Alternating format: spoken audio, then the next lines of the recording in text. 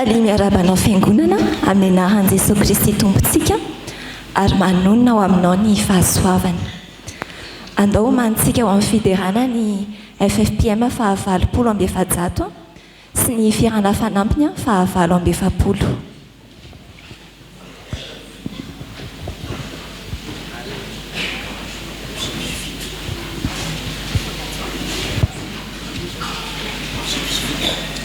Ary andeha irahantsika mijery ny perikôpantsika androany ao amin'ny Deutéronomie toko 7:20 ny andininy 7. Mivaky toy izao zany amin'ny anaran'i Jesosy. Nefa tsy nomeny Jehovah fo ahalala sy maso ahita ary sofina andre ianareo mandrakandroany. Amen. Nefa tsy nomeny Jehovah fo ahalala. Ny zanak'Israely no resahany eto. Ny zanak'Israely izay navelan'Andriamanitra ahita famantarana lehibe mampitola gaga. Kanefa dia ambarany soratra masina hoe tsy nomeny Jehovah fo ahalala. Tsy nomeny Jehovah fo ahalala satria tsy ampy fahatahorana an'Andriamanitra. Tsy nomeny fo ahalala satria tsy ampy fitandremana ny didin'Andriamanitra rehetra. Zava-dehibe ry havana ny mahafantatra ny tenin'Andriamanitra, fa mbola zava-dehibe mihoatra lavitra noho izany ny fankatoavana ny teny. Ndaontsika mbola hivavaka.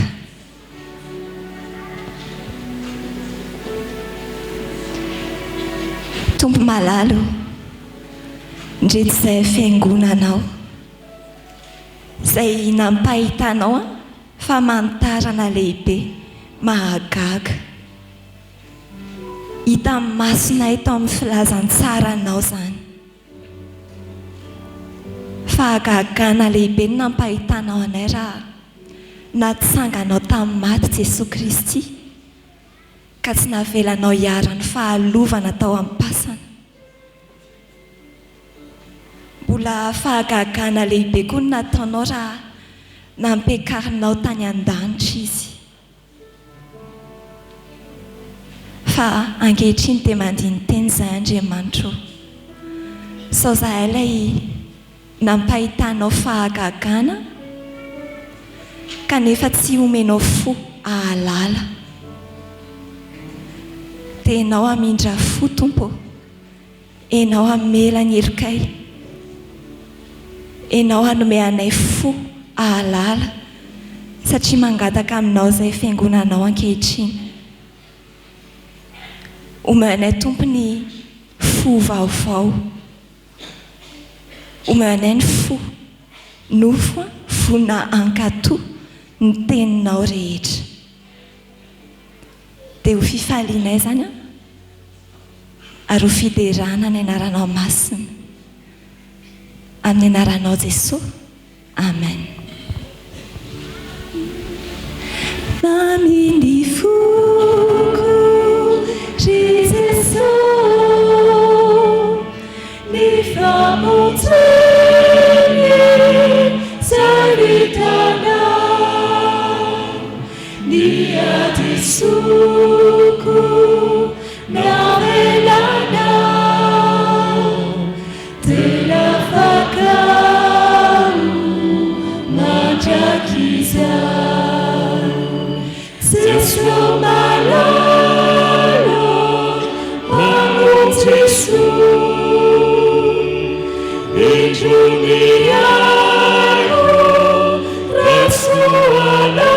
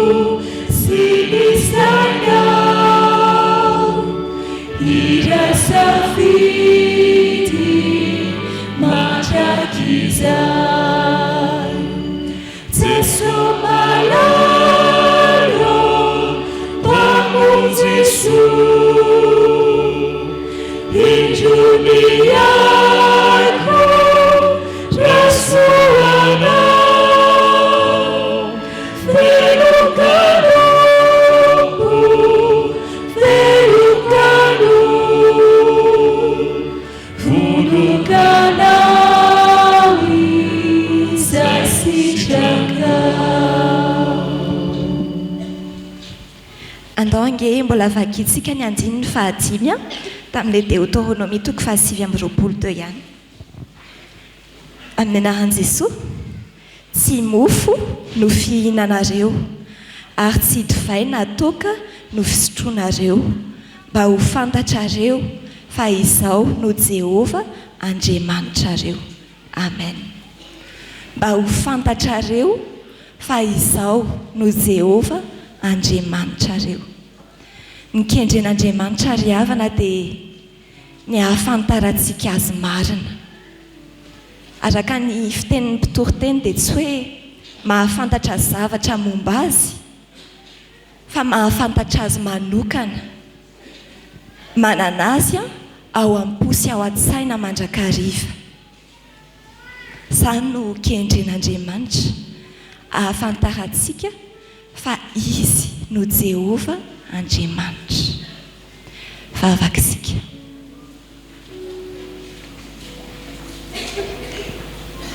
Tompo malalo, ndreto izay mpanomponao, sahanao toetra toy ny any anefitra ankehitriny, manatona anao. Ekenay tompo ny fizahan'ny toetra mpandalovanao anay, fa izany no ananaranao anay, ampahafantaranao anay fa ianao no Jehova Andriamanitra.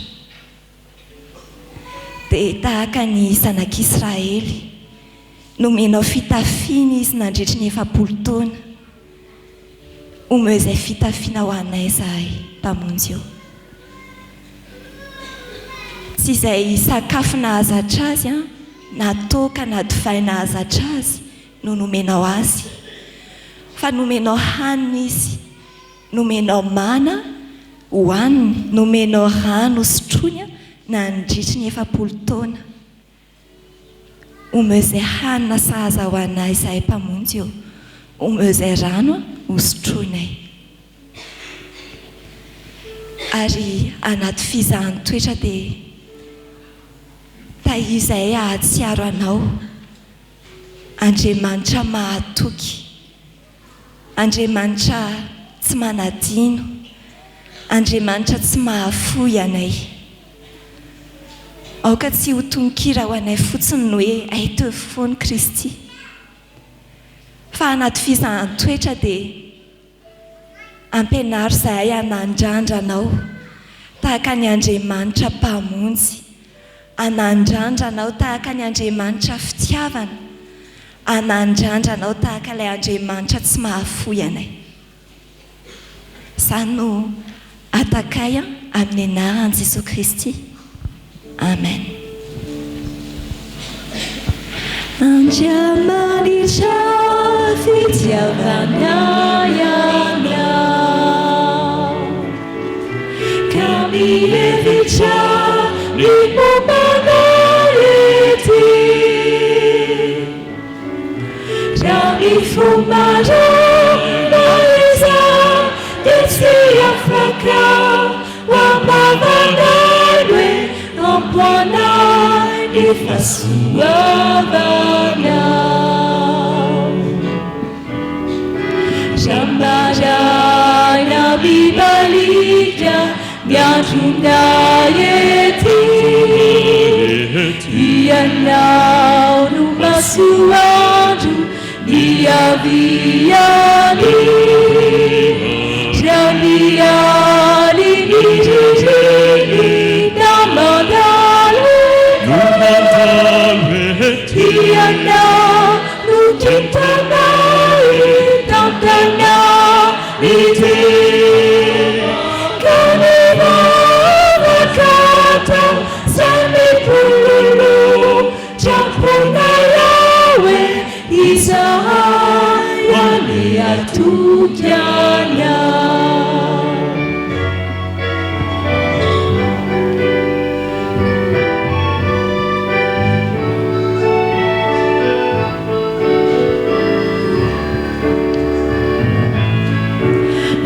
Manitra Fitiavana yana Kami tantana nitiana eti Jamatibina Tungalina Muratukana Nitirana we Ampuana Nifasuavana Ramaraya bibalika miandrona ety iana no masoandro ny aviany ramiany ny ririny namandalo iana no kintanay tantana ity kanina vakata samy pololo trampona yawe izahayany atokyana An'Andriamanitra rerany voninahitra ho amintsika ny fahasoavany. Amen. Ho aminareo ane ry havana ny fahasoavana sy fiadanana avy amin'Andriamanitra ray sy Jesosy Kristy Tompo ary ny fanahy masina. Anio Alahady 5 volana Jona 2024 Alahady 7 manaraka ny Trinité. Alahady natokany fohy be ho an'ny sampana vokofoko manga manerana ny Fjkm.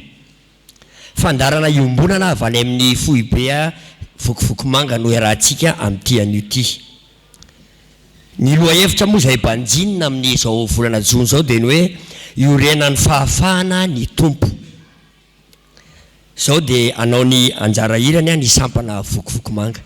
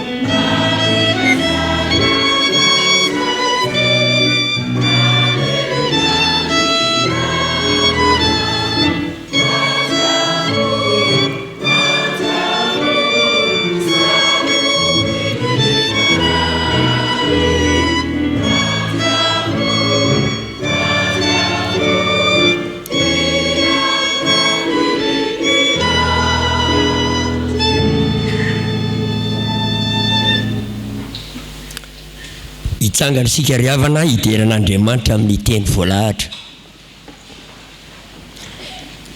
Amin'ny anaran'i Jesosy, efa nanendry mpiambina ho eny ambony mandanao aho Jerusalema koa mandraka nandroany alina dia tsy mahazo mangina ireny. Eny ianareo izay mampatsiaro an'i Jehovah, aza mitsahatra, aza mimena azy hitsahatra mandra-panony a Jerusalema mavolo soderaina amin'ny tany. Amen.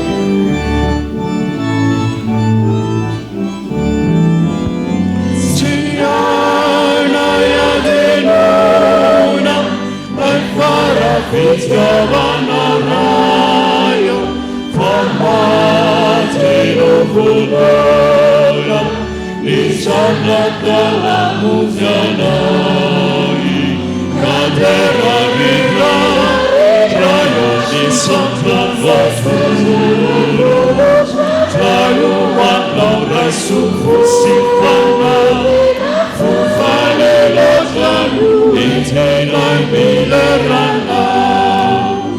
Insana sia clamala, Fjkm Fitiavana, cara surito pomalala, Fjkm Isotry Fitiavana, cadera vira, raio di Santa vafuro, raio vanno su fusifana, fufane lo giallo, intera milerana.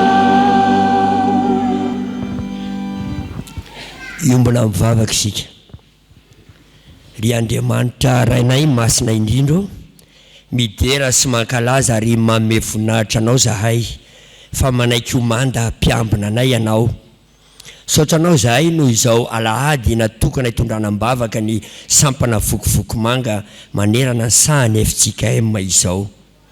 Osa hijoro vavolombelonao ne izahay manomboka ao Jerusalema anay ka hatrany amin'ny farany tany. Mangataka anao zahay ry fanahy masina mba fenony fonay tsirairay fa hoderaina manerana ny tany rehetra ny anaranao Andriamanitra be fitiavana. Amin'ny anaran'i Jesosy Kristy tompona anaovanay izany mivavaka izany. Amen.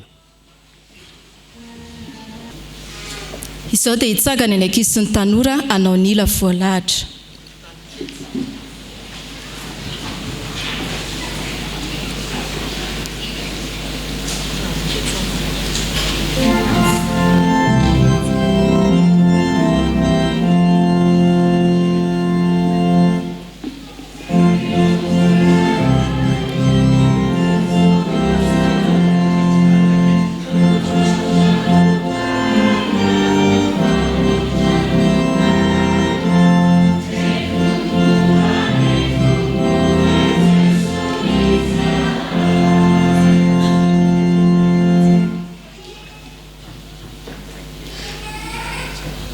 Hivavaka isika.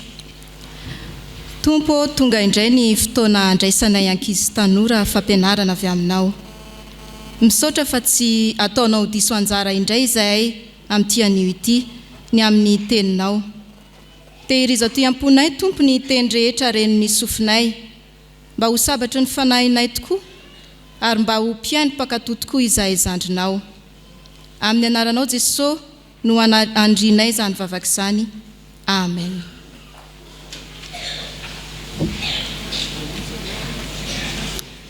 Sokafirak'izy ny baibolitsika ao amin'ny Romanina 4:12 ny andinin'ny 20 tapany A. Romanina 4:12 ny andinin'ny 20 tapany A. Mivaky toy izao amin'ny anaran'i Jesosy. Aza izay hanina no andravanao ny asan'Andriamanitra. Averintsika miaraka hoe izany tenin'Andriamanitra izany. Aza izay hanina no andravanao ny asan'Andriamanitra. Amen. Tantara kely iray rakizy no ndesy tonantsika fampianarana anio. Nisy tanora zazalahy iray antsoina hoe Jona. I Jona rakizy dia nianatra manokana ny ranomasina ary rehefa vita ny fianarana nataony dia lasa tantsambo izy.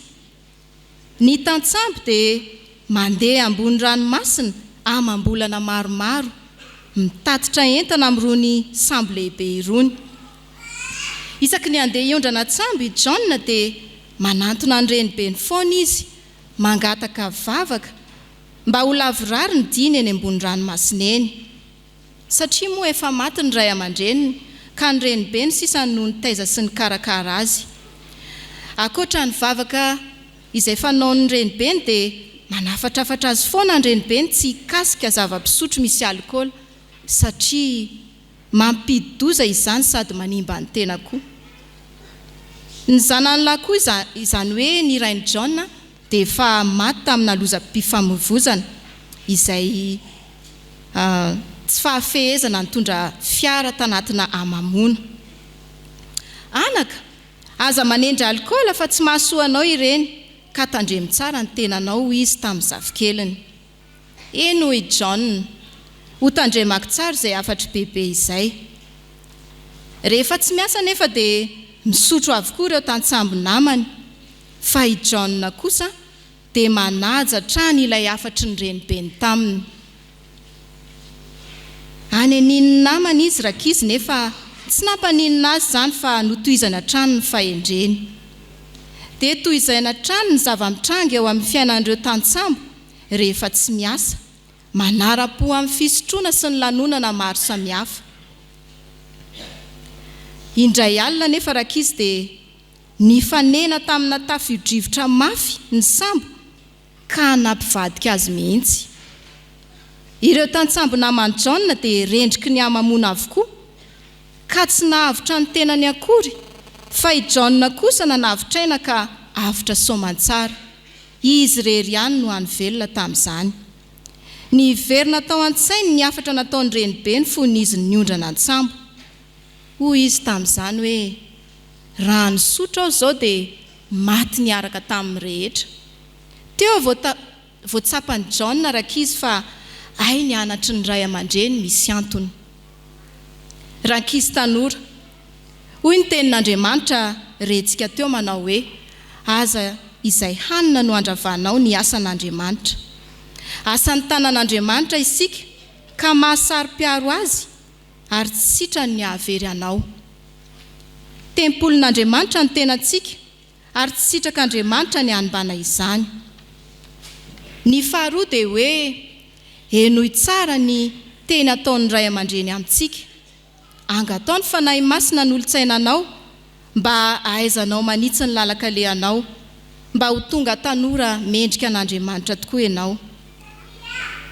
Ry ray aman-dreny, maro ny zavatra tsy manimba sy misarika ireo zanantsika amin'izao vaninandro izao. Malaza ny resaka roro sy ny fitsondromana zava-mahadomelona ary ankehitriny fa efa misy zaza manomboka 7 taona no efa mitsindrona izany zava-mahadomelona izany.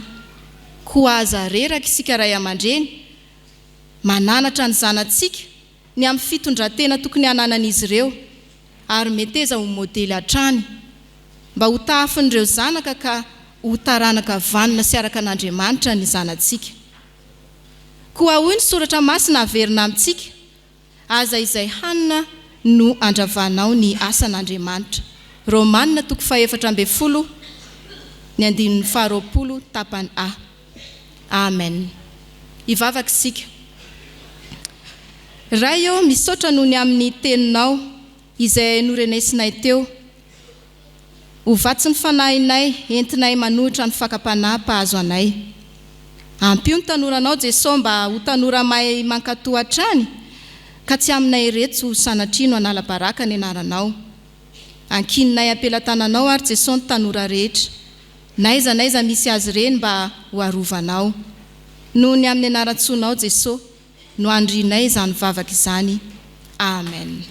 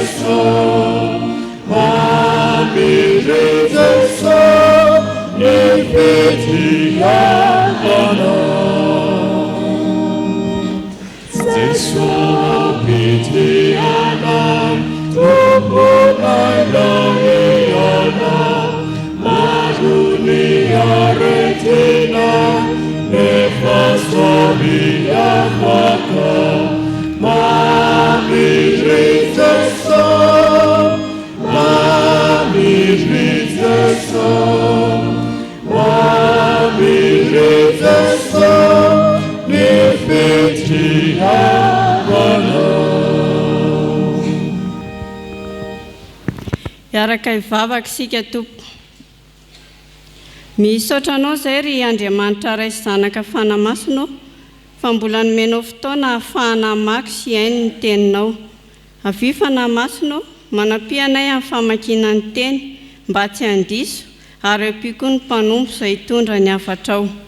Ary ianao koa fanamasinao no hiasa ao anatin'ny olona tsirairay mba ho tonga tany lonaka ny fony ka handriny ny teninao. Amin'ny anaranao Jesosy Kristy no anaovanay izany vavaka izany. Amen.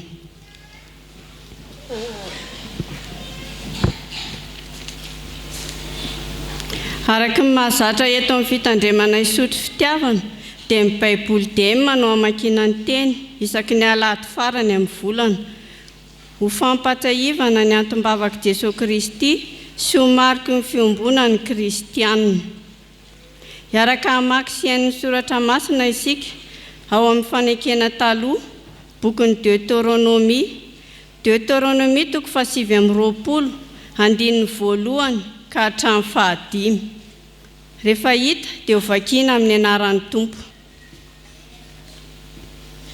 Novoria Mosesy ny Israelita rehetra ka nilazany hoe tany Egypta dia efa hitanareo izay rehetra nataon'ny Tompo teo masonareo tamin'ny Farao sy ny tandapany rehetra ary ny tany manontolo. Efa hitanareo maso ny fitsapana mafy ny anjady taminy dia ireny famantarana sy fahagagana goavana ireny. Nefa tsy nomeny Tompo fohalala sy maso ahita ary sofina andre ianareo mandrak'androany. 40 taona no nitondrako anareo tany an-tany efitra, tsy niatota ny fitafiana teny an-koditrareo na ny kapa teny an-tongotrareo. Tsy mofo mba nohaninareo ary tsy divay na toaka mba nosotroanareo. Niahanareo ny Tompo hahafantaranareo fa izy ny Tompo Andriamanitrareo.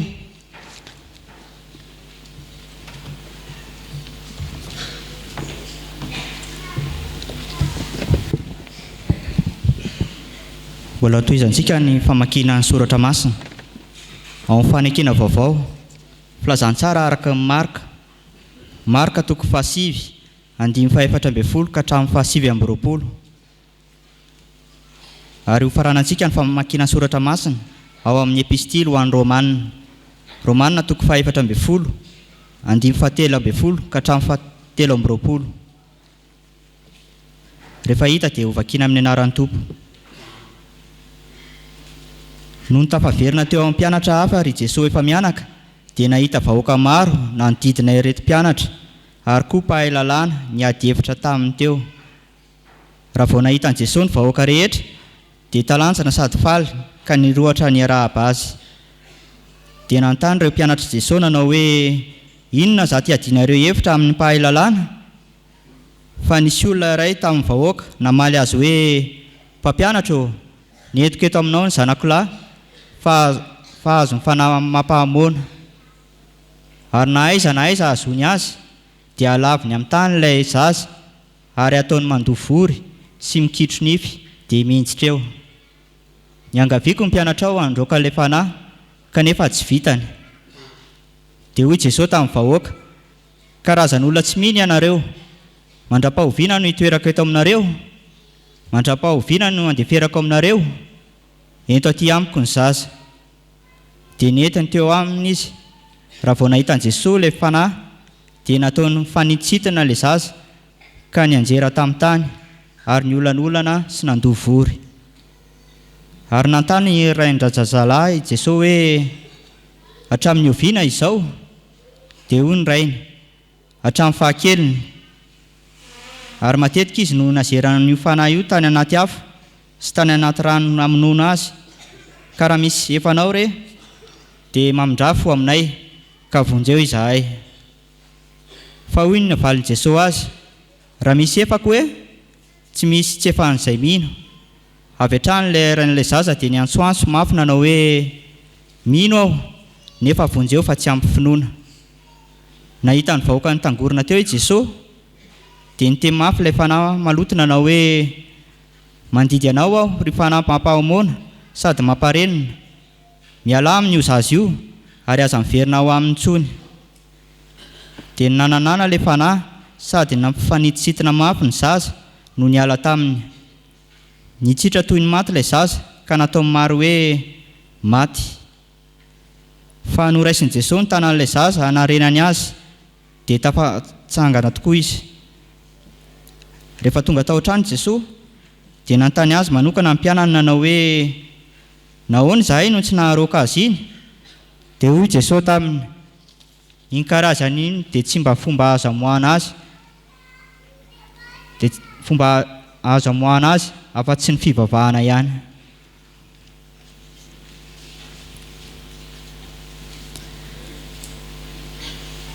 Aoka mba tsy fampitsara tsony ary sika, fa aoka ianareo ho tapa-kevitra hanao izay tsy ahasolafaka ny namana amin'ny ratsy na izay tsy taomana azy amin'ny fahotana.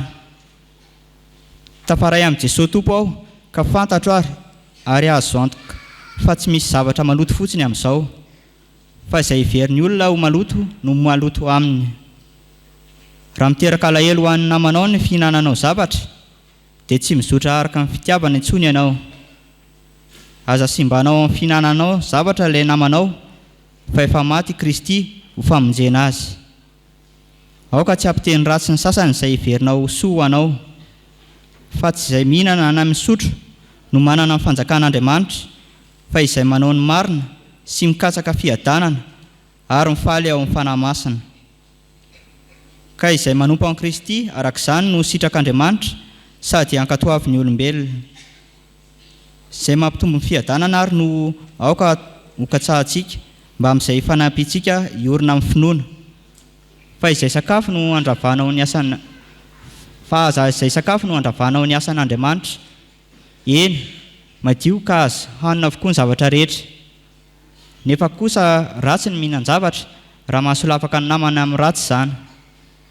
Ny tsara dia tsy mihinan-kena na misotro divay na mikasika akory aza mahasolafaka ny namanao amin'ny ratsy. Tany ho anao eo anatrehan'Andriamanitra izay tokianao ho marina. Sambatra izay tsy mialohan'ny heritreriny amin'ny zavatra ankatoavina, fa izay mihanahana dia mialohan'Andriamanitra raha mihinana, satria tsy vokatry ny finoana no hinanana, fa izay rehetra tsy vokatry ny finoana dia fahotana avokoa. Amen.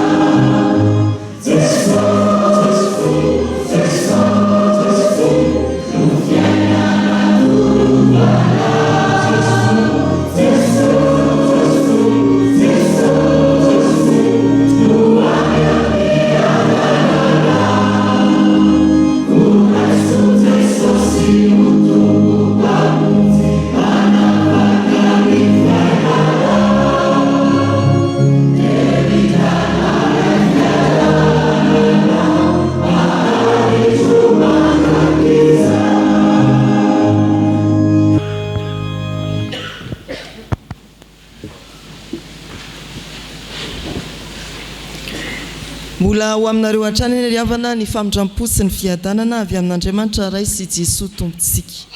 alahady manolotra indrindra ny fetim-pirenena ary toy ny fiainan'ny fiangonana Fjkm dia antsoina hoe alahady manga ahatsiarovana ambavaka ny asan'ny fiangonan'i Jesosy Kristy eto Madagasikara eo anivon'ny sampana vokovoko manga. Miarahaba ireo mpiara-manompo ao anatin'izany sampana izany tarian'ny birao sy ny komity. Araka ny fandaharany ombonana dia ny Deutéronomie 7:25 no fototry ny afatr'Andriamanitra amin'ity anio ity. Deutéronomie 7:25 ary dia ny fanahin'Andriamanitra no hampandray antsika ny sitrapony, hampandray antsika koa ny teniny.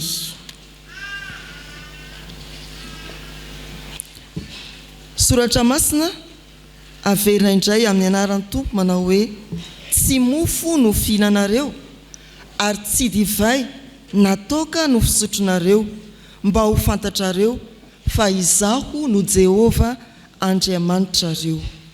Amin'ity teny ombonana izay novakiana tamintsika teo dia manao hoe tsy mofo no mba hohaninareo, tsy divay natoka mba nisotronareo, niay anareo ny Tompo ahafantaranareo fa izy no Tompo Andriamanitrareo.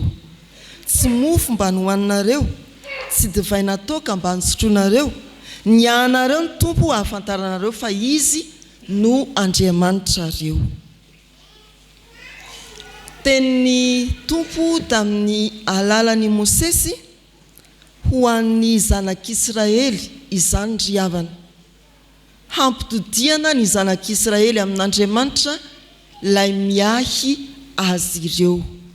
Andriamanitra miahy ny zanak'Israely Andriamanitra ary zany no tokony ho adodina sy ahamaika ny zanak'Israely, tsy ny hohanina, tsy nosotroiny, fa ny hoe iza moa Andriamanitra lay manome ny hohanina, lay mahatanteraka ny hosotroiny vahoakany, ny zanak'Israely.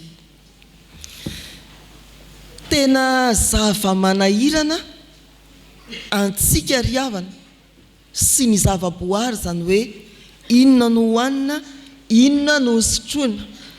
Misy karazan'olona mitondra farango kely eny amin'ny fanaripako, mitady ny hohanina sy ny hosotroina. Misy sokajin'olona misahirana makany an-tsena, valalanina dia maty ny vinavinana, trondro ny tadiavina, henan-kisoa omby ny hita betsaka, dia maty eo ny fandaharam-potoana, maty eo ny vinavina. Dinina zany ny atao fa tsisy trondro, baranjely ny karohana, korzety mibetsaka eny an-tsena, dia tapony eo koa ny domy. Inona no hohanina, inona no sotroina. Ary misy koa sokajin'olona izay zatra makamirony ny toeram-pisakafoana ka rehefa tonga manolotra ny karazan-tsakafo misy, ny mpandroso sakafo, dia sahirana eo mifantona ny hoe paty sa vary,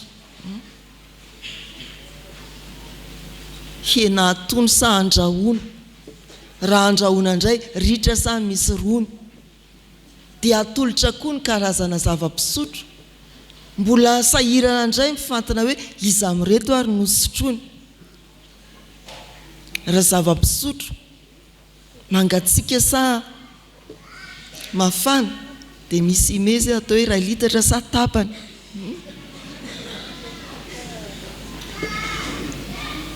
Izany no ilazana hoe tena zava-manahirana atsika ny fihinana sy ny fisotro. Ary ny Matthieu 9 misy fampianaran'i Jesosy amin'ilay toriteny lavabe manao hoe aza manao nareo hoe inona no hohaninay, inona no sotronay. Tena olantsika zava-miaina ary indrindra ny olombelona ny hoe inona no hohanina, inona no sotroina. Ity andiny soratra masina malona antsika ity ry havana ny Deutéronomie 7:25 dia manolo-kevitra antsika. Aza mieritreritra n'izany fa ny zava-dehibe dia nao mieritreritra an'Andriamanitra ilay mpanolotra ny hohanina sy ny sotroina. ny ay anareo ny tompo ahafantaranareo fa izy no tompo Andriamanitra reo. Mihinana araka ny sitrapon'Andriamanitra, misotro araka ny sitrapon'Andriamanitra. Ny hitantsika eto dia Andriamanitra manafaka amin'ny fahazarana mihinana, manafaka amin'ny fahazarana misotro. Mihinana araka ny sitrapon'Andriamanitra. Tsy mofo mba nohaninareo, zay ilay dika teny ombonana. Raha lazaina amin'ny fomba hafa teny hoe tsy nihinana mofo ianareo na kely azy nandritra ny 70 taona. Ny mofo izay nahazatra ny zanak'Israely dia natao tamin'ny komba voatoto. Iny ny sakafony. Fa nandritra ny 70 taona tsy nihinana an'izany ny zanak'Israely na kely azy. Mana no nomen'Andriamanitra azy. Mofo iny ny tony, iny ny tony mofo tony. Tena niala tamin'izay mahazatra. Raha isika malagasy zany dia ny hoe niala tamin'ny vary. Fa nomen'Andriamanitra zavatra hafa nandritra ny 70 taona. Nanafaka amin'ny mahazatra Andriamanitra mampihinana zavatra araka ny sitrapony mba havelona ny zanak'Israely, ny vahoakan'Andriamanitra, ny fiangonana. Ary izany tokony fantatsika fiangonan'Andriamanitra. Izany tokony fantatsika vahoakan'Andriamanitra, vahoakan'ny fanjakan'Andriamanitra. Andriamanitra dia afaka mamahana anao tsy amin'izay mahazatra anao fa araka ny sitrapony. Ny tompo dia tahaka ny reny vorona mamahana ny zanany mbola ao amin'ny akaniny. Ka mitady ihany izy dia tonga ary mitondra ny hazahazony dia mamahana. Ao Genesis toko voalohany dia tadiditsika tsara ny soratra masina fa Andriamanitra rehefa nahavita ny zavatra rehetra, vonona ny zavatra rehetra, dia nametraka ny olombelona, nahary ny olombelona ka nametraka ny olombelona mba hitantana hanjaka amin'ny zavaboary. Ataovy izay tianareo atao amin'ireo zavaboary. Ninona vononareo dia hany. Amboleo karakarao ny anana dia mihinana. Ataovy izay tianareo atao amin'ny zavaboary, manjaka amin'ny zavaboary. Vonona ho an'ny zanak'olombelona ny zavatra rehetra ao amin'ny Genesis toko voalohany satria Andriamanitra dia niahy azy. Nihinana araka ny sitrapon'Andriamanitra ny zanak'olombelona. Ny Salamo 400 mampatsiahy ny asa-paharina nataon'Andriamanitra dia misy teny manao hoe manome ianao milaza an'Andriamanitra dia manangona izy. Manokatra ny tananao ianao dia vokony soa izy. Eli raha in'ilay namofo iny nandeha tany anefitra dia novangin'ny anjely ka nilazany hoe maninona ty ianao, mihinana fa mbola lavitra ny alehanao. Dia nihinana ary afaka nandeha 70 andro 70 alina Eli. Izany ilay endriky ny fihinanana araka ny sitrapon'Andriamanitra. Ahatakarana ny hoe rehefa mitodika amin'Andriamanitra isika dia misy sakafo izay azontsika hohanina, hialantsika amin'ny mahazatra, tsy voatery hamatotra antsika amin'izay iainana isan'andro, fa hinanana araka ny sitrapon'Andriamanitra. Rehefa mandeha araka ny sitrapon'Andriamanitra, mitodika amin'ny sitrapon'Andriamanitra ny fiainantsika dia velona isika. Tsy ny vary ny mahavelona, tsy ny kobam-bary ny zanak'Israely no mahavelona, mahabotrabotra hitodi-koba hatavy. Tsy izany, fa Andriamanitra ny fototry ny fahavelomantsika. Tsy ny vary ny fotom-pahavelomantsika, fa Andriamanitra ny fotom-pahavelomantsika. Tsy nihinana mofo ianareo na kely azy, fa niahanareo ny tompo ahafantaranareo fa izy ny tompo Andriamanitra. Ry havana malala rehetra ao amin'ny tompo, intelo isan'andro isika no mikarakara sakafo maraina, atoandro, hariva amin'ny ankapobeny. Misy filazana hoe efa miena indray mandeha isan'andro zany na indroa isan'andro zany ankehitriny. Fa ny hery azontsika amin'izay dia ery enti miatrika ny tontolo andro na enti miatrika ny tapakandro maraina dia mihinana indray ny atoandro dia tapakandro ariva fa efa tena sahirana sika mikarakara izay ilay mahazatra antsika fa rehefa mitodika amin'Andriamanitra sika dia mahatsiaro hoe ay io Andriamanitra io ny tena fototry ny fahavelomako ny tena fototry ny haiko ny tena miantoka zato isanjato momba tsy hoe tsy hiasa ianao fa nomenana nadidy sy andraikitra eo amin'ny zavaboarin'Andriamanitra isika fa efa vonona araka an'Andriamanitra araka ny sitrapon'Andriamanitra izay mahavelona anao sakafo araka ny karazany araka ny fatrany amin'ny fotoanany izany no sitrapon'Andriamanitra fa tsy hoe any amin'ny birao tonga mpitondra nem dia dita tonga indray mpitondra paty antatiko mofo baolina aizako dia izany mahabotrabotra ny karazana mpiasa any amin'ny toeram-piasana na ny eny an-tsena mihinana araka ny sitrapon'Andriamanitra amin'ny karazany amin'ny fatrany amin'ny fotoanany ary tsy voatery amatotra anao ny mahazatra fa izay sitrak'Andriamanitra ny sitrapony izy no miay anao ny faharoa tsy divay natoka no nosotroanareo tsy nisotro divay natoka kely akory azy ianareo miay anareo ny tompo ahafantaranareo fa izy no tompo Andriamanitra reo misotro araka ny sitrapon'Andriamanitra tsy izay mahazatra mety hoe tsy azo elana na tsy afaka anao fa ndeha hisotro araka ny sitrapon'Andriamanitra ny zanak'Israely dia nitoetra tamin'ny toerana sarodrano ary rehefa misakafo izy dia ny divay zava-pisotro misy alkôla no toy ny rano vola ampiarahany amin'ny sakafo hohaniny izany hoe ny mofo vita amin'ny kobam-bary sy ny divay natoka no rano fisotroana ary ambaran'ny mpandinika fa rehefa misotro ny zanak'Israely dia tsy latsaky ny telo kopy dia misy falery zao amin'izany ay vary eo ny kobam-bary fa eo koa ny divay natoka telo kopy raha kely indrindra fa tsy zany tany anefitra no foanan'Andriamanitra zany nataon'Andriamanitra ny kikika ka niantso fahafatesana ny zanak'Israely raha nomonimona tamin'ny Mosesy sy Arona hoe ohatr'izay ihany zay maty niaraka tamin'ny rahalanay toy izay maty aty anefitra aty miaraka amin'ny ombinay tsisy rano aty nahoana izay nentina aty hanky vareo i Andriamanitra ndao tsy izy raisy ny tenao dia poy io vatolampy io dia ho hitanareo sady tezitra moa Mosesy eo amin'ny boky Nomeriny eny ary fa velesiny ty tsy nipohany indray mandeha araka ny tenin'Andriamanitra fa indro dia nipotra ny rano tsy divay natoka zavatra hafa mihitsy amin'izay mahazatra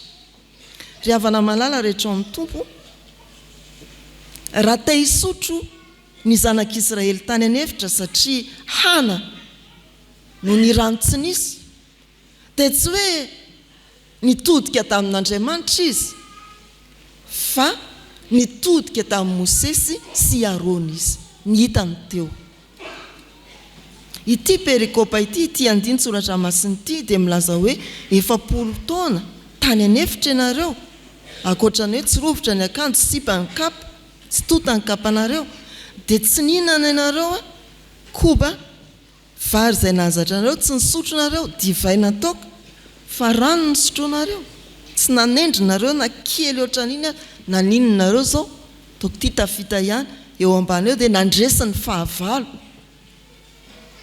no ninona satria Andriamanitra nianareo mba ho fantatrareo fa izy no Andriamanitra reo fahoriana ny rano maro sika no misedra ny zany ankehitriny ary tsy eto ihany fa hatrany amin'ny firenen-kafa dia iza no hodidiantsika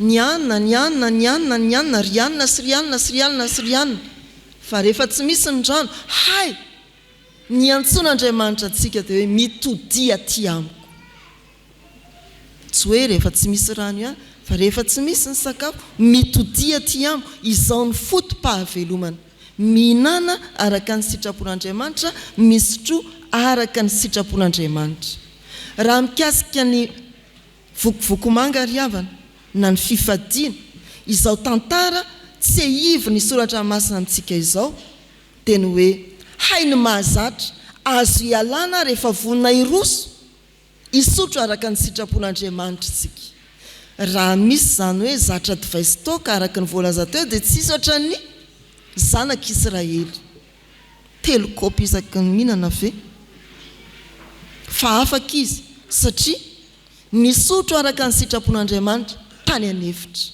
ianao koa na mananontanyna rampitso aza ny fety teo afaka ianao azo atao tsara ny afaka rehefa mandroso ianao za isotro zavatra araka ny sitrapon'Andriamanitra raha ny fanafahana n'ilay demoniaka tao amin'ny filazantsara novakiana tamintsika efatry ny kely izy ny demoniaka fa rehefa tonga teo anatrehan'i Jesosy izy afaka tamin'izay nangeja azy dia toraka izany koa isika ry havana misotro araka ny sitrapon'Andriamanitra manatonany Jesosy anafaka anao amin'izay mahazatra izy anome rano hosotroana araka ny sitrapony izy izao ary no feny toriteny voalohany tadidio fa nyresaka hanina hohanina sy rano hosotroana dia miantso anao hitodika amin'Andriamanitra lay miay anao tsy hoeny amin'ny fanaripako tsy hiantsena tsy hoany amin'ny toeram-pisakafoana na koa himonomonina amin'ny dranona sy ranona fa rehefa miresaka hanina hohanina rano hosotroana ny dingana voalohany hiantsonjao soratra masina izao antsika dia ny hoe mitodia amin'Andriamanitra zay ianao vao makany an-tsena zay ianao vao mitady ny hohaninao sy hosotronao fiainantsika isan'andro ry havana ny mitady ny hohanina sy hosotrona na manamboly sika mpanefoefo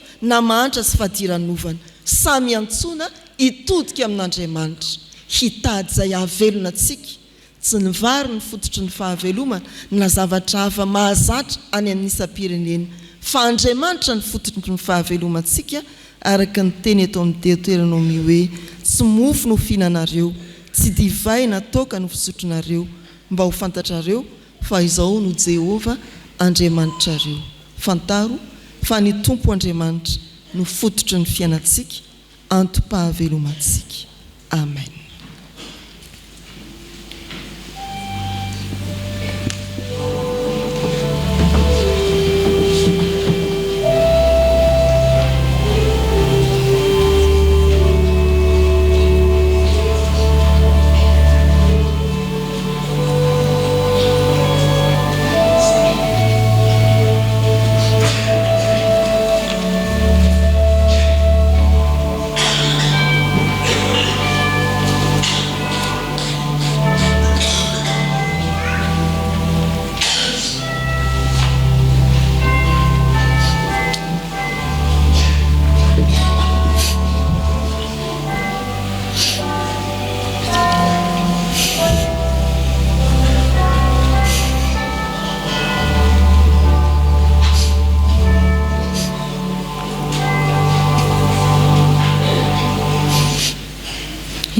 Sika riavako isaoranay ianao Andriamanitra fa mampitodika anay aminao ianao mba ahitanay fa Andriamanitra miay anay ianao amin'ny fiainanay tokoa dia tena zava-manahirana anay ny mitady izay hohanina ny mitady izay hosotroana Andriamanitra misaotra fa ainao mamana anay ka manafaka anay amin'izay mety ho fahazaran-dratsinay misaotra fa mamana anay ianao araka ny sitraponao Andriamanitra ary fantatray fa ianao no fotom-pahavelomanay fantatray fa miantoka zato isan-jato ny fahavelomanay ianao. Misaotra koa Andriamanitra fa manoranay ianao mba hialanay amin'ny fahazaran-dratsinay ny amin'ny fisotrinay, ny divay sy ny toaka izay mahatomelona anay. Tena fahazaran-dratsy zany satria toa midika fa tsy manome rano anay ianao. Misaotra fa ampitodianao aminao indray ny lohanay mba hahita fa miay anay ianao ary manome rano hosotronay araky ny sitraponao Andriamanitra. Ankehitriny dia hifonanay aminao raha manay izay nohaniny izahay. Ankehitriny dia hifonanay aminao raha nisotro izay tsy fisotro izahay. Ankehitriny Andriamanitra dia hifonanay aminao raha nanao izay tsy araky ny sitraponao izahay. Indreto izay vonany hibanjinanao Andriamanitra, hibanjina an Jesosy Kristy ary manaiky ho tarihany fanainao masina. Jesosy mamelany elokoay, mamindrafo aminay. Fa amin'ny anaranao no anaovanay izany vavaka izany. Amen.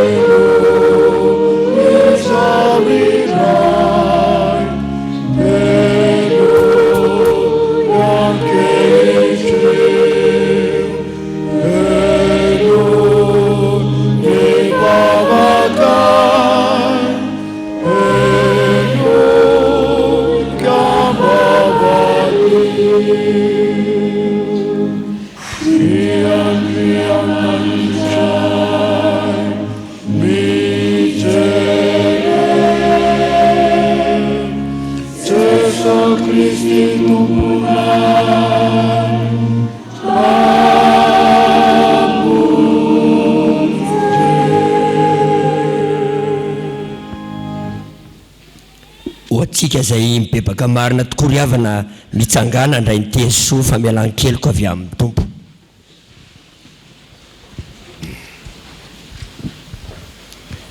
Fa toy izao no nitiavan'Andriamanitra izao tontolo izao, nomeny ny zanany lahatokana mba tsy ho very izay rehetra mino azy fa anana fiainana mandrakizay. Fa Andriamanitra tsy naniraka ny zanaka ao amin'izao tontolo izao anameloka izao tontolo izao, fa mba amonjeny izao tontolo izao. Voavela ny elokareo noho ny anara-masina midy erany tompo. Sambatsany olona izany, voavela ny heloby, sy voasarona ny fahotany.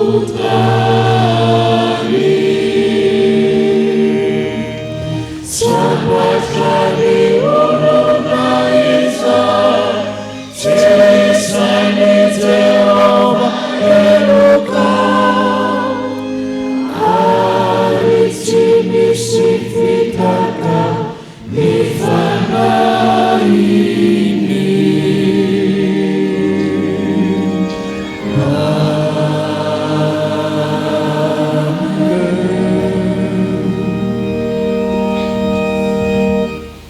Ny olona voavela heloka ry havana dia samy manambara apabe maso ny finoany. Ny fanekem-pinoana alarana faefatra no iarahantsika. Manambara ny finoantsika an Jesosy Kristy isika dia araky ny tenin'ny Jona mpanao batisa hoe: indro zanak'ondrin'Andriamanitra izay manaisitra amin'ny fahotany izao tontolo izao. Sy araky ny teny nataony Andrea hoe: efa nahita amin'ny Mesia izahay. sy araka ny teny nataony Natanaela hoe raby eo ianao zanak'Andriamanitra ianao mpanjakan'ny Israely sy araka ny teny nataony Samaritana hoe ny tenanay nandre ka fantatray fa izy tokoa mpamonjy zao tontolo zao sy araka ny teny nataony Petera hoe ianao Kristy zanak'Andriamanitra velona ianao manana ny teny fiainana ary araka ny teny nataony Tomasy hoe tompoko sy Andriamanitro. Amen.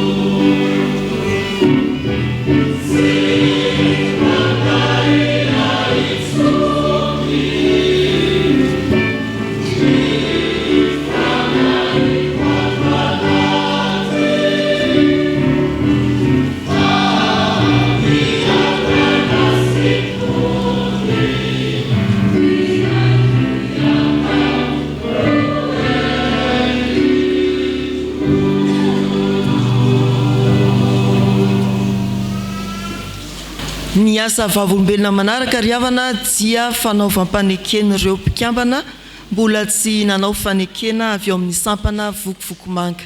Ndeha iraintsika ny raha 700 mandritra izany dia androso ny tompon'andraikitra avy ao amin'ny sampana vokovoko manga sy ireo anao fanekena.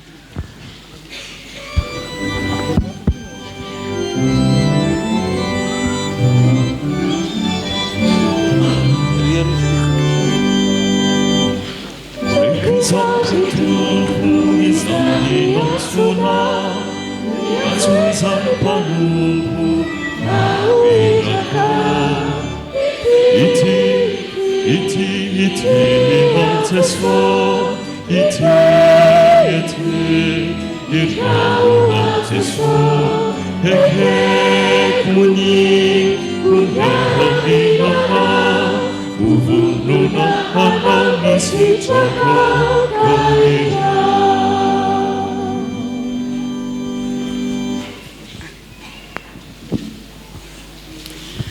dia ny avy ao amin'ny sampana vokovokomanga no anonona ny anarana reto hanao fanekena aorin'izay dia miroso amin'ny fampanaovana fanekena ny mpitandrina. Kavony aripagany Clotilde andria velon-janahary tahiry rojo ny aina andrian-jafy tolotra aina Rasolo Arsan tahiry joary Randimson Joni. Misaotra n'Andriamanitra sika ry havana noho ny amin'izy dimy mianadahy izay nomanina Andriamanitra ary nosenyrahatra mba hiroso amin'izao fanekena masina mahavokovokomanga izao. Ho antsika ao anivo ny sampana vokovokomanga Fjkm dia mandahatra ny amin'ny hoe fifadiana tanteraka. Inona moa ny fifadiana tanteraka? Fifadiana tanteraka dia safidy ary fandavan-tena manokana ho anareo mpikambana izay miditra amin'ny tsy fandraisana ny fisotro mahamamo na dia kely akory ary torak'izany koa ny fifoka na fitsindrona mahadomelona. Ny safidy izany koa ny vokovokomanga Fjkm no ny fahafantarana fa ny toetsaintsika malagasy dia ny mandray mihoatra. Tarafinao mifatra ny kapoaka ambary tsy mianina amin'ny hoe rehefa feno ny kapoaka dia zay fa lay misy miavozy zay vao ray kapoaka amintsika. Mitory ny maizy azy antsika zany ary sambarytsika manana maizy azy miavaka. Rehefa tonga ny fanasana amin'ny malagasy dia tsy fanasana raha tsy misy ambiny izay naroso avy amin'ny mpanasy. Zay vao hoe fanasana fa tsy hoe nihinana voky ampizay. Ary tonga any amin'ny fisotro zany. Rehefa misotro sika amintsika dia tsy nisotro raha tsy aza miteny hoe mamitampona. Koa amin'izany dia napetraky ny vokovokomanga Fjkm no hoe fifadiana tanteraka. Horentsika raha tsy efa enitsika tokoa tamin'ny fanekena nataon'ireo mpikambana ny roso tamin'ny fanekena fa voatsipika ao no hoe manaiky aho fa ho fadiako mihitsy ny fisotro mahamamo sy ny zava-mahadomelona rehetra. Ho fadiako mihitsy. Hoy ny soratra masina anorenana izao fanekena izao. Amin'ny anaran'ny Tompo, aza misotro divay na toka ianao na ny zanakao raha miditra ao amin'ny tranon'ilay fiaonana mba tsy ho faty ianareo, ho lalàna mandrakizay amin'ny taranankareo hatramin'ny faramandimby izany, ary mba hahaizanareo manavaka ny masina sy ny tsy masina ary ny madio sy ny tsy madio. Levitikosy 10:5 sy ny 10. Mangataka aminareo ary izay hifanatrika amin'ny fiangonana vavolombelona ny amin'izao fanekena izao ary anonona ny fanekena eo anatrehan'Andriamanitra.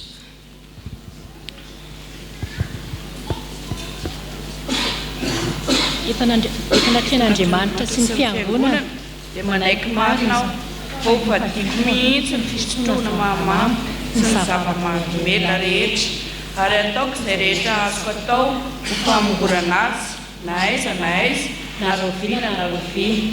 Ny herin'Andriamanitra ny ankinako ahatanteraka izany. Amen. Aoka hitsangana ny fiangonana hivavaka ho azy ireo isika. Hivavaka isika ry havana. Izay isaoranay anao Andriamanitra dia nitarianao anay handeha araka ny sitraponao mahasoa sy mahatsara ary manome voninahitra anao. tianao izahay iaina ihinana isotro araka ny sitraponao ary indrindraindrindra hifady ny tsy mahasoa misaotra fa tonga amin'izany fanapahan-kevitra masina izany ireto havana ireto no tonon'izy ireo ny fanekeny ny angatanay aminao dia ny anampinao azy ireo amin'ny fanahy masina sy izay rehetra efa vita fanekena mba hiazona tsara izany fanekena izany iaina tsara izany fanekena izany ho fampandrosoana ny fanjakanao ary ho fanomeza amboninahitra anao mangataka aminao izahay tompo aoka izy ireo mba ho motona anetry-tena azoto amin'ny fanomponanao ao anatin'ny sampana izay efa nametrahanao azy anaiky amin'ny fankasitrahana ny fananarana rehetra araka ny fanahy aoka izy anana feritreretana tsara mandrakariva sy faharetana mafy ao amin'i Jesosy Kristy zanakao ka hitondra tsara izao fanompona ny antsonao azy sy nanaovany fanekena izao amin'ny alalan'i Jesosy Kristy zanakao mpamonjy anay izay membonahitra sy laza mandrakizay miano anay ry tompo tsara indrindro amen aoka hipetraka ny fiangonana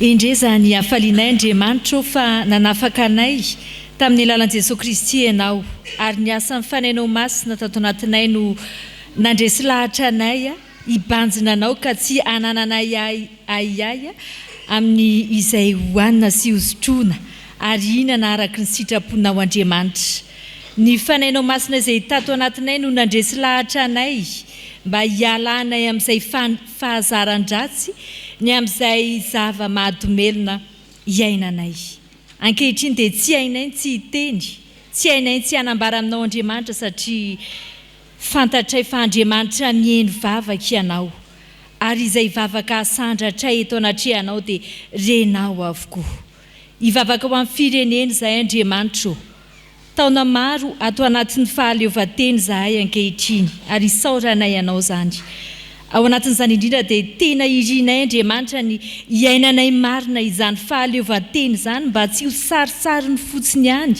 na anarana fotsiny ihany fa anana fahaleovan-tena ara-pitondrana izahay ara-pitantanana ara-tsakafo ihany koa vavaka izahay ho an'ny malagasy rehetra ny vahoaka malagasy rehetra mba hiadana sy ho finaritra eto amin'izao tany nametrahanao anay izao ao ny mpitondra anay Andriamanitra ampaherezo izy ireo ary omeny fanahin'ny fahamarinana ny fanahin'ny fahamasinana ny tanora malagasy rehetra ny ankizy rehetra dia arovy ao anatin'ny fankapanany zava-mahadomelona izay tena manimba sy mandrava ny fiainana ara-batana ny ara-tsaina indrindra ny ara-panahy najoronao ato amin'izao fiangonanao izao ankehitriny ny sampana vokovoko manga izay manao zava-dehibe ny ady amin'izany zava-mahadomelona izany izay tena isaorana ianao ny fitahinao Andriamanitra no irinay ampijoro izany sampana izany atrandry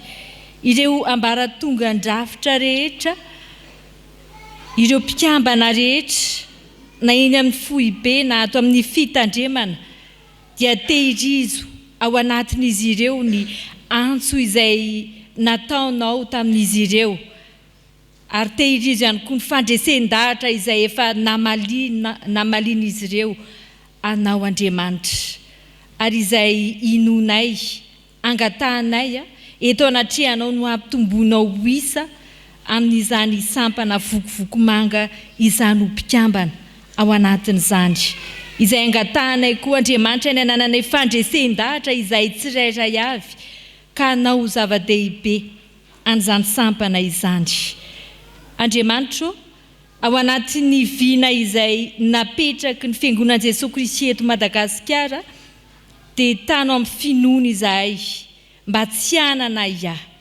arovy ny mpanomponao rehetra arovy izahay rehetra ny kristiana rehetra amin'ny lalam-pitoriana izay nametrahanao tsirairay avy izay tononay manokana ny filohan'ny fiangonan'i Jesosy Kristy eto Madagasikara ny mpitandrina sy ny ankohonana izay no tendrenao hitondra ny fitandremana isotry fitiavana. Ny antso azy ireo ianao ka ny fiarovanao ny fitantananao mahatrerika no angatahanay andrakotra ny fiainana izy ireo. Aminay reto Andriamanitra, raha misy ao anatin'ny tsy fahasalamana, ampotio indray ny heriny. Raha misy ao anatin'ny fahakiviana, fanenjehana, fahoriana, ady mamay, ka sy ny tananao ny fony Andriamanitra, ampitrahaka azy ireo indray.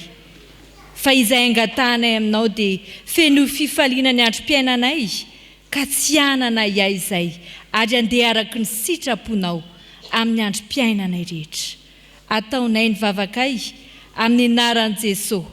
Andriamanitra ho ary farananay amin'ilay vavaka tsara indrindra nampianariny anay manao hoe: Rainay eo izay any an-danitra, ho masinana eny anaranao, ho tonga any ny fanjakanao, atao any ny sitraponao, etỳ tany takiny any an-danitra, omeo anay ny izana sahaza ho anay, ary mamelany eloko ay, takiny amelanay izay meloko taminay. Aza mitondra anay ho amin'ny fakapana, fa manafahanay amin'ny ratsy. Anao no fanjakana sy ny hery, ary voninahitra mandrakizay. Amen. Ry havana malala, ho aminareo anie ny fahasoavana sy ny fiadanana avy amin'ilay ankehitriny sy taloha ary ho avy, ary avy amin'ny fanahy fito izay eo anoloan'ny seza fiandrianany, ary avy amin'ny Jesosy Kristy, vavolombelona marina sy lamatoan'ny maty, ary lehibe ny mpanjaka amin'ny tany. Apokalipsy 1:4-5. Misaotra an'Andriamanitra tompon'ny tantara isika, raha nanehoan'Andriamanitra ny fitantanany, ka mahatratra indray izao alahady manga 3:24 izao. Ampatsiahivina antsika rehetra ny fanatanterahana ny vinan'ny FJKM amin'ireo commune mbola tsy misy izany fiangonana izany.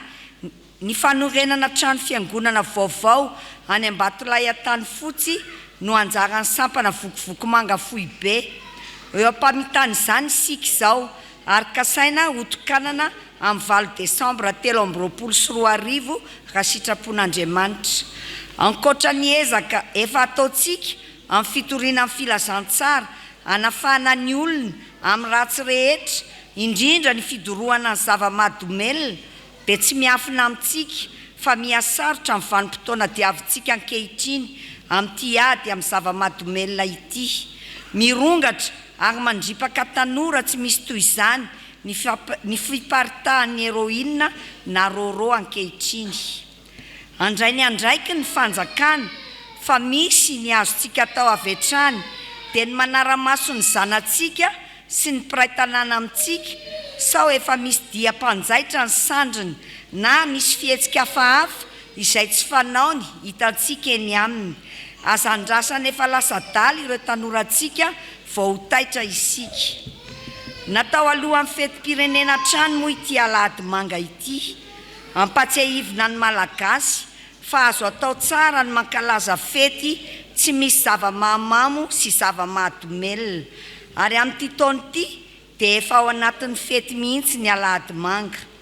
Ampatsiahivina trano koa fa isika kristianina rehetra no aneho ny fahatsarany izany fifadiana zava-mahadomelona izany, fa tsy ny mpikatroka vokovoko manga ihany. Tandrovantsika mandrakariva ny mahatepolin'Andriamanitra ny tenantsika, ka isika kristianina, indrindra ny tanora kristianina, no vavolombelona manaja izany voalohany, ary samy joro alay tahaka araka ny tenin'ny apôstôly Paoly tamin'ny Timoty hoe: aoka ho tonga fianarana ho an'ny mino ianao amin'ny fiteny, amin'ny fitondran-tena, amin'ny fitiavana, amin'ny finoana, amin'ny fahadiovana. Timoty 1:4-12. Koa manentana antsika kristianina rehetra hirotsaka ho mpikambana ao amin'ny sampana vokovoko manga, hiaraka isika amin'ity ady amin'ny zava-mahadomelona ity. Afaka mirotsaka tsara ao na dia mbola mifoka sigara na misotro toaka azy ianao, fa ao isika no hifampahery sy hifampitaiza. Tsy fantatrareo va fa tepolin'Andriamanitra ianareo, ary ny fanahin'Andriamanitra mitoetra ao anatinareo? Raha misy manimba ny tepolin'Andriamanitra dia mba ho simban'Andriamanitra kosa izy, fa masina ny tepolin'Andriamanitra dia ianareo izany. Korintianina voalohany toko 7 andiny 9:40 ka hatramin'ny 17:70. Ny fotoana ivorian'ny sampana vokovoko manga dia isaky ny alahady 7 amin'ny 3 ora tolakandro. Ny rantsana fanantenana kosa dia isaky ny alahady ariva amin'ny 3 ora tolakandro ka hatramin'ny 5 ora.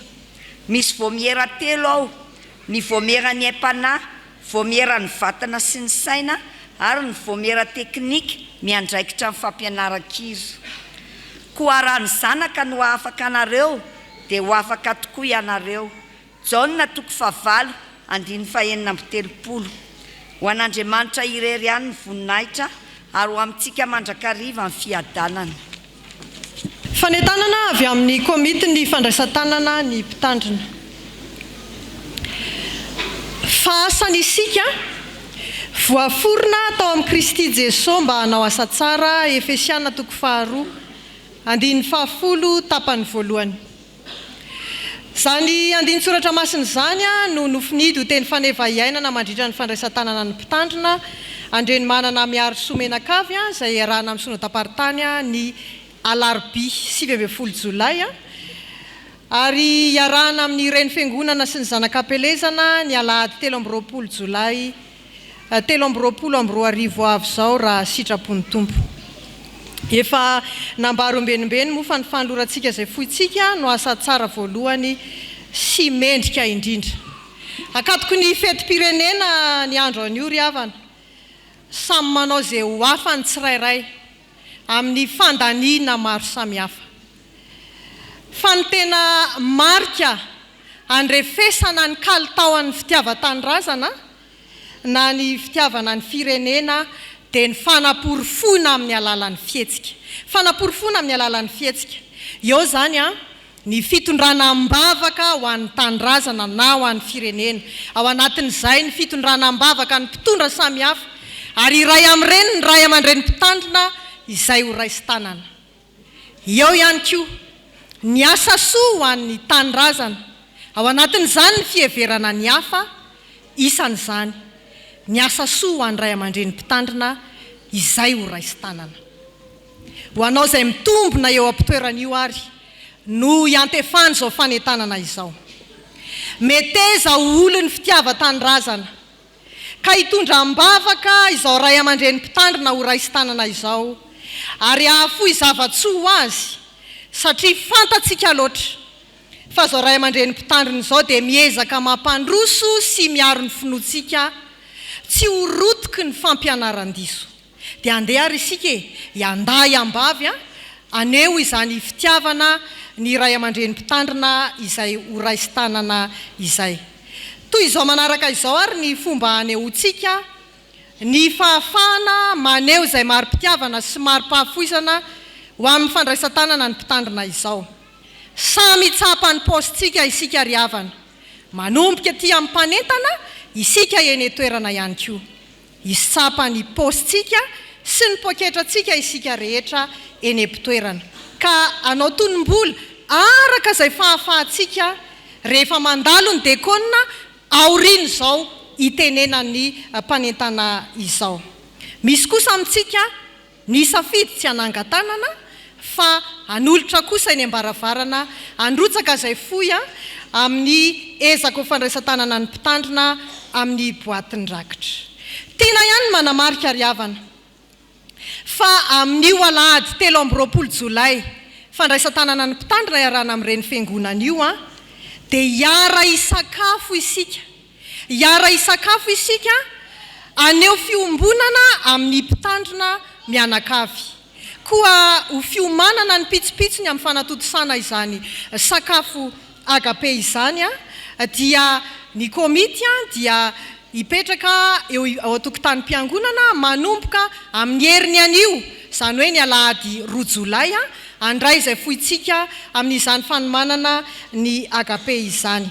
Manomboka amin'io alahady 2 jolay ihany koa no andraisantsika ny tapakila ahafahana mandray izany fiarana misakafo izany. Anderisika aneo ny kalitaon'ny fitiavana dia ny fikatsahana ny tsara ho an'izao ray aman-dreny mpitandrina izao ka ho vonina tsara ho amin'ny asa tsara rehetra. Timoty 2 toko 7 andininy 17 tapany 2.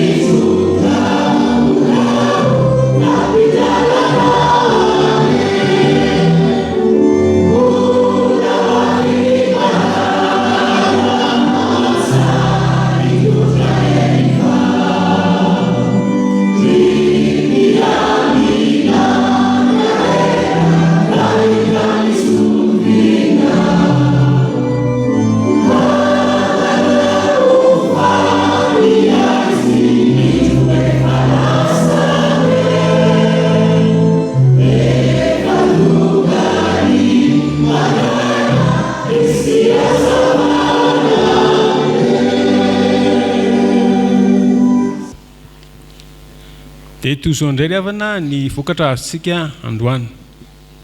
Ny tamin'ny tonona dia 907 000 ariary ary ny tamin'ny boaty tamin'ny herin'ny anio dia 194 000 ariary 600. Dia an'Andriamanitra irery ny voninahitra. Amen. Raisoa amin'ny finoana ho tanteraka aminareo ny Tsodrano tononona amin'ny anaran'ny Tompo. Andriamanitra ny fiadanana izay nitondra ny Jesosy tompontsika mpiandry indro lehibe hiala amin'ny maty, mitondra ny ranony fanekena mandrakizay. Izy ane hatanteraka anareo amin'ny tsara rehetra anao ny sitrapony ka hiasa ao anatinareo izay ankasitrahany eo masony amin'ny alalan'i Jesosy Kristy. Mandihana amin'ny fifaliany tompontsika. Amen.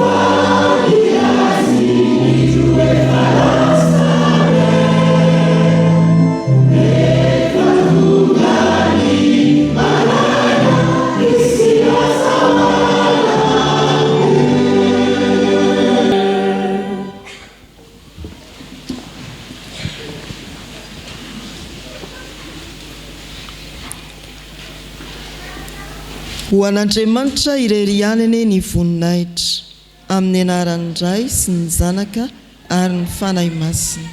Amen.